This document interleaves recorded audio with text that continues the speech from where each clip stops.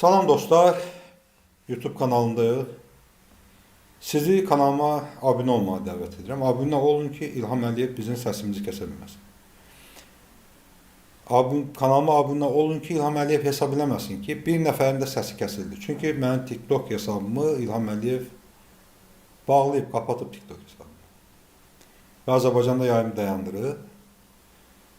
YouTube'dayıq və hesab edirəm ki, biz sözümüzü hər bir yerdən, hər bir pəncərədən Azərbaycan xalqına çatdırmalıyıq. Çünki Azərbaycanda etiraz edən dinlər kəsilir. Azərbaycanda müstəqil media susturulur. Bugün 4 Azərbaycanın ən böyük, ən mütərəqqi və ən cəsarətli medialarının rəhbərləri, onların aparıcı jurnalistləri həbsdədir. Bu, Meydan televiziyasıdır, Abzas Mediadır, Toplum televiziyasıdır. Və bu, bizim həmkarlarımız, bizim dostlarımız həbsxanalarda qəhrəmanlıq nümunələri göstərirlər. Abzas Medianın xanım əməkdaşları həbsxanada baş verənlərlə bağlı silsilə araşdırma yazıları yazır. Eyni zamanda Akif Qurbanov, Toplum TV'nin rəhbəri bu günlərdə gəlirlərini göstərdi. Deklarasiya təqdim elədi Azərbaycan cəmiyyətinə, məhkəməyə və hər kəsə. İlk növbədə onu sübut elədi ki, ona qarşı qaldırılmış cinayət işi saxtadır. Və o heç bir vergi qaçaqmalçılığı, vergidən yayınmayıb, pul qaçaqmalçılığı eləməyib. Hər bir şey şəffafdır və bir daha o öz gəlirləri haqqında həbsxanadan sənəd təqdim elədi.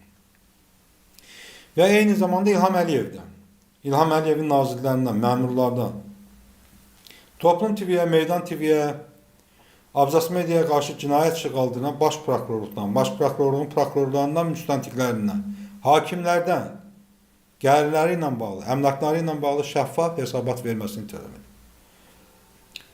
İttiham edənlər ittiham olunurlar. Və mən sizə əmin edirəm ki, şərin yalanları, şərin zoru, şərin topu, tüfəngi, xeyrin, həqiqətin, ədalətin doğruluğu qarşısında məğlub olacaqlar. Doğru olan tərəf xalqdır, bizik. Şər olan tərəf, böhtan atan tərəf İlham Əliyevdir. Bu həftə həm də, bu günlərdə həm də Azərbaycan qazı Almaniyaya da gəlib çatdı və İlham Əliyevin sözündən desək, Azərbaycan 16 Avropa ölkəsinə qaz satır. Azərbaycan 16 Avropa ölkəsinə qaz satdığı halda Azərbaycan kəndlərində hələ də qaz yoxdur. Və biz Azərbaycanda evimizdə qaz əvəzinə hava yandırır və o borulara hava vurur. Biz qazı daha baha qiymət alırıq. Sual yaranır ki, Azərbaycan bu boyda qazı varmı 16 Avropa ölkəsinə satılsın? Xeyr, yoxdur. Və əminliklə sizə deyirəm ki, İlham Əliyev Rusiya qazını Azərbaycan qazı adıyla Avropaya satır. Elə buna görə də, belə faktlara görə də Avropalıların mütərəqqi hissəsi, demokrat olan hissəsi İlham Əliyevlə münasibətlərin kəsilməsini istəyir. Və bir qazeti Azərbaycandan alınan qazla bağlı maraqlı bir məqalə dərc edir.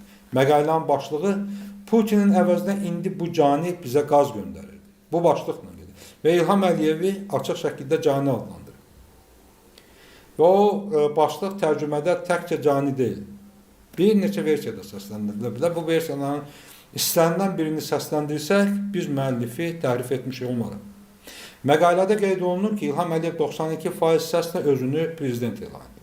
Müxalifət, media susturulub, həbsə atılıb. Azərbaycan söz və mətbuat azadlığı reytingində sonuncu yerlərdən birini tutur. Siyasi məhbuslar, eyni zamanda insan haqları ilə bağlı dəhşətli problemlər var. Avropalılar Azərbaycan qazını istəmirlər. Ona görə yox ki, qaz bunlara lazımdır. Ona görə ki, Azərbaycanın başında duran İlham Əliyevdir, diktatordur. Onu cani hesab edirlər. Onu şər hesab edirlər. Və Avropa mütərəqqi hissəsi İlham Əliyevi şər hesab edir. Doğrudan da İlham Əliyev şərdir. Öz xeyri naminə, öz çıxarları naminə istənilən addım ata bilər. Vətənpərvərlikdən danışıb, bizi, müxalifəti, jurnalistləri, erməniləri işləməkdə suçluyub, Azərbaycan xalqına qarşı qətlən törədən, Azərbaycan xalqının övladlarını qətlə etirən, Azərbaycan ərazi bütövlüyünə qəsb edən 4 canlı, 4 erməni terrorçusunu azad edib. Onlardan biri Vaqif Xaçaturyandır. O Xocalı soyqırımında iştirak edib, Xocalı rayonu Meşəli kəndində insanların qətlə yetirilməsində və bir kəndin deportasiyasında cavabdehdir. Ona qarşı soyqırım və kütləvi köçürülmə deportasiya maddələrinə cinayət işğalıdır. Bu maddələrlə ittiham olunan adamlar amnistiyaya düşə bilməzlər. Bu maddələrlə ittiham olunan adamlar əffə düşə bilməzlər. Qanun bunu qadağanlayır. Amma İlham Əliyev tutdu bunu buraxdı. Mən indi Ədliyyə Nazirinə sual verirəm. Vaqif Xaçaturyanla birlikdə digər 3 erməni hansı əsasla həbsxanadan buraxmışsın? Həbsxanadan bir nəfərin çölə çıxması üçün sənəd lazımdır. Prezident əfv edir, amnistiya düşür, cəza müddəti başa çatır, yaxud da ki, barəsində məhkəmə hökmü var ki, həbsxanadan buraxılsın. Vaqif Xaçaturyan və digər 3 cani Azərbaycan həbsxanalarında necə azad olunur? Necə göndərilir? Bir gün sosial şəbəkələrdə Xocalı qatilinin 63 yaşını qeyd elədiyi göstərir. Bir qatil çıxıb həbsxanadan yalandan belə böyük kampaniya gedirdi ki, güya bu adam xəstədir, güya bu adam həyatı təhlükə qarşısındadır və çox maraqlıdır ki, Azərbaycan hakimiyyəti bu xəstə olmaq məsələsini qabardı. Güya özünü humanist kimi qəbul edir. Amma Azərbaycanın ərazi bütövlüyü uğrunda canını fəda edən müxalifətçilər Tofiq Yaqublu, Ruslan İzzətli, Rıza Səfərsoy kimi Qarabağ qaziləri həbsxanadadır, saxta ittihamlarla. Heç bir cinayət törətmədiyi halda. Bu sadaladığım adamlar Azərbaycanı Vaqif Xaçaturyan kimi başqasənlərdən müdafiə ediblər. Başqasan azadlıqda vətən müdafiəçiləri isə saxta ittihamlarla həbsdədir. Və utanmadan da Zahid Oruc belə yekə-yekə danışır ki, bu erməni terrorçularının azadlığa buraxılmasını siyasi məhbuslarla əlaqələndirənlər güya Azərbaycan hökumətini gözdən salmaq istəyir. Nəyinizi gözdən salacaq? İnsanları az saxlayırsınız, insanlar işsizdir, insanlar məcburiyyət qarşısında Rusiya ordusunda muzla vuruşmaya gedir, döyüşməyə gedir, ölürlər. Və o gündə bir Azərbaycanlı Ukrayna ordusu tərəfindən əsir götürülür. Öz hekayəsini danışır. Öz hekayəsini danışır, necə gedib Rusiyaya, nəyə görə gedib Rusiyaya və nəyə görə o şeydə tutulub, əsir düşüb. Rusiyaya işləməyə gedib, Mariupola yük aparıb gediblər. Orada polis bunlara bir torba tikib, barələrində cinayət işi qaldırıb, deyiblər sizi deportasiya edəcək. Şantaj ediblər və məcbur olub Rusiya ordusunda xidmət eləmək. Düşüb, əsir düşüb. Ölkəyə qayıda bilmir geri. Rusiyaya qayıtsa yenidən müharibəyə göndərəcəklər. Və deyir ki, olmazmı ki, mən 3-cü ölkəyə gedim? İnsanlar öz vətənlərindən bezdiriblər adamları. Bezdiriblər adamları öz vətənlərindən. Didərgin salıblar hər kəsi. Bax, vəziyyət bundan ibarət.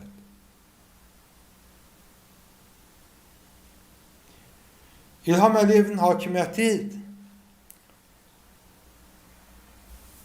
yalnız insanları ac qoymaq, yalnız insanları işsiz qoymaq, yalnız insanları qazsız, işıqsız, təhsilsiz qoymaqdan ibarətdir. İlham Əliyev hakimiyyəti Azərbaycan xalqını seçilmək hüququndan məhrumdur. İlham Əliyev öz əbədi hakimiyyətini möhkəmləndirmək üçün bütün mənəvi dəyərlərə, bütün əxlaqi kriteriyalara tüpürüb, şahlığı, özünün əbədi hakimiyyətini təmin edir. Və Azərbaycanın əsas problemi məhz bu əbədi hakimiyyət məsələsindən qaynaqlanır. Və bu əbədi hakimiyyət arzusunun nəticəsidir ki, Dağlıq Qarabağ Azərbaycan xalqının qanı hesabına başa gəlir. Azərbaycan xalqı orada son müharibədə 3000 nəfər şəhid verib. Amma 3000 nəfərlə yekunlaşıb Qarabağ müharibəsi. Xeyr. 30 illik tarixi var Qarabağ müharibəsinin. Biz Qarabağın azad olunması, Azərbaycana qaytarılması, ərazi bütövlüyümüzün təmin olunması üçün 50 min nəfərdən yuxarı adam şəhid vermişik. Bu həm mülki, həm hərbiçilərdən ibarət. 88-ci ildən atəşkəs bu son müharibə, 2-ci Qarabağ müharibəsi qutarana qədər biz 50 mindən yuxarı itki vermişik. 10 minlərlə insan, 100 minlərlə insan bu müharibədən keçib, bu müharibədə iştirak edib. Bu adamların psixologiyası pozuldu. Bu adamların həyatı məhv oldu. Mən 5 il orduda xidmətləmişəm Qarabağa görə. 92-ci il, 97-ci illər ərzində. Mənim kimi minlərlə adam var. Balakəndən bir əskər yoldaşım vardı mənim, Eldar adında. 3 il Sovet ordusunda xidmətləmişdi, hərbi dəniz qüvvələrində. Evə gəldikdən sonra müharibə başlayıb. 5 ildə Azərbaycan ordusunda əskər kimi xidmət edir. 8 il xidmət edib bu adam. Və 80 manat veteran pulu alır. Bilirsiniz, veteran pulunu da məhkəmə ilə sübut elədi. Onun hərbi biletlə döyüşdə iştirak edildiyini yazmamışdı. Yazmaq istəmirdilər, rüşvət istəyirdi. Məhkəmə ilə bərpa olundu adamlar. Müharibədə iştirak etmək. Çoxlu sayda belə adamlar var. 50 min adam ona görə ölüb ki, Əliyevlər Qarabağı işğal eləsin. Əliyevlər Qarabağda aqroparklar tiksin, otellər açsın. Nə bilim, o gün Ağdərədə mis zavodunun, filiz zavodunun açılışında olub. Bax, onun özünün şəxsi zavodudur. Təkcə yararlı torpaq sahələrini zəbtləməyib İlham Əliyev. İlham Əliyev bütün Azərbaycanda olan faydalı metallar, faydalı yataqları ələ keçirir. Qızıl da buna baxır, mis də buna baxır, dəmir də buna baxır, alüminium da buna baxır. Ölkənin mədən sənayesini, neft, qaz sənayesi kimi tam olaraq əlində cəmləşdirir. Bütün zavodlar, bütün fabriklər mədən sənayesi ilə bağlı olan İlham Əliyevin şirkətləridir. Tək mədən, tək faydalı, qiymətli metal yataqlarını, yalnız mis, dəmir, alüminium yataqları. Xeyr. İlham Əliyev Azərbaycanda olan tikinti materialları yataqlarından da əl çəkib. Bu, çaylarda olan qum, çınqıl yataqlarından tutmuş, bu sement, daş yataqları, mərmər yataqları, digər tikinti materiallarına aidiyyatı olan bütün yataqlara aid. Və hamısı İlham Əliyevə məxsus. İlham Əliyevin ailəsinə məxsus. Bu ilin 1-ci ayını yekunlaşdırır. Bu ay artıq 10 gündən sonra bu ay 2026-cı ilin 1-ci ayından vidalaşacaq və 11 ay qalacaq. Və bir də gözümüzü açıq görəcəyik ki, artıq 2027-ci ildəyik və İlham Əliyev dəyişilməyib. Çünki biz xalq olaraq dəyişilməkdən ötürü heç nə eləmirik. Biz heç nə etmədikcə İlham Əliyev daha da azğınlaşır. Daha da vəhşiləşir. Daha çox adamı həbs etməklə ədəliyir. Daha çox insanlara zülm verməklə ədəliyir. Nə amnistiya aktında, nə də sonraki yeni ildə siyasi məhbuslarla bağlı, şərliyib, həbs etdiyi adamlarla bağlı heç bir müsbət qərar vermədi. Və necə demişdiksə amnistiya ilə bağlı elə də oldu. 5000 nəfər güya həbsxanadan azad olunacaq. O 5000 nəfərin 4000 nəfərindən yuxarısı cəzasının bitməsinə 3 ay, 2 ay qalmış adamlardır. İlham Əliyev yalancıdır. Atası da yalancı idi. Və onun amnistiya aktı da yalancı oldu.